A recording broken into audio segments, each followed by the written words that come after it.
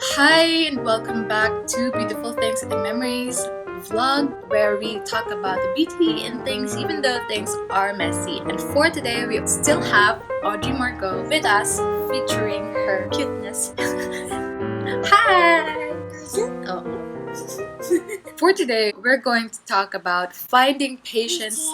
Patience, where are you? That is the question, right? Where is patience when you need it the most? In this blog post, I talk about having Amanda Frances podcast in the background. The blog is not really about Amanda Frances. It's about the context by which I was writing this blog post. Because it might seem like at first when you're creating content for content creators, for all the content creators out there, especially if you're a mom, it might seem at first that your life is so ideal and so peaceful and so nice and just so bougie sometimes, and there are nice things in the background. Sometimes it seems so neat all the time, but it's really not, especially when you're a parent. There's always that factor of your baby just coming in, just sitting on your lap like this, and that's okay because that's what life is all about, right? But then again, the kid cries furiously and you ask her hot-headedly, what's wrong again? Yeah, those things are kind of normal. And hot-headed parents have kind of become the norm because, patience is really something that has to be learned every day. And it doesn't just come to you right when you have a kid. You try your best to be patient on a daily basis. It might just seem that it's nice and from the outside, but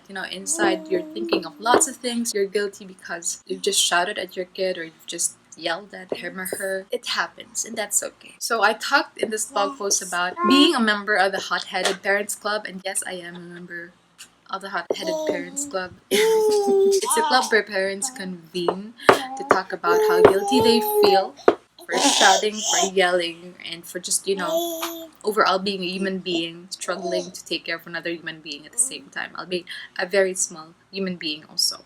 But every day changes. Every day isn't the same as yesterday. And so that's why even if your intentions are to be patient for that day, it doesn't always happen, because when you're not present in the moment, you're not mindful of the current feelings that you have, of the frustrations that you're currently feeling, and sometimes even the bitterness that you're feeling. And that's why you snap sometimes, because you don't get to check in with the feelings that you have. You just let it lead you, and feelings are not good leaders. Feelings are good indicators that something has to change or might have to change, but they're not great leaders. When you lead with your feelings, you lose all sense of reason as to why you have to yell or shout at your kids sometimes. And it's okay, it's still, if you still shout or yell, I don't know, for me, I just feel like it's part of being human to actually express your anger, and it's actually not healthy to not express it. But there are times also that call for us to be more mindful of the situation and to be more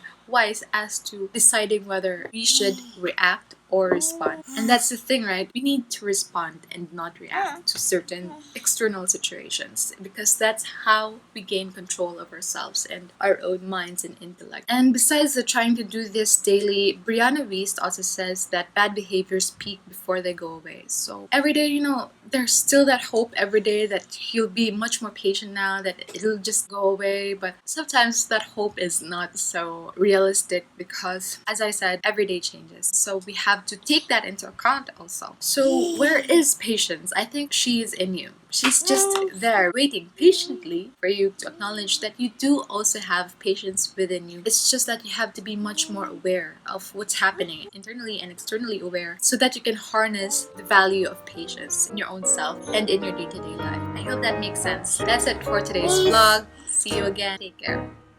Hi, it's me again, Lynn, and I created a product called Digital Content Creation for Multi-Passionate Creators. And it's for you if you're feeling like you're stuck because you're not clear as to what your foundations are, if you want to start creating content online, if you don't know how to talk about your content in a way that's heart-led and intuitive. This ebook is for you. I take you through not just technical aspects of creating a site, podcast, and vlog, but also content coaching. And this is for you, especially if you're multi-passionate, because we have so many different goals, and sometimes they're not related, and sometimes we lack clarity and focus. We don't find enough time to go for the projects that we have. I hope you get a copy of it, and if you do, message me. I'd like to thank you personally. Thank you if you've already bought it, and if you haven't yet, check it out. I hope it helps you.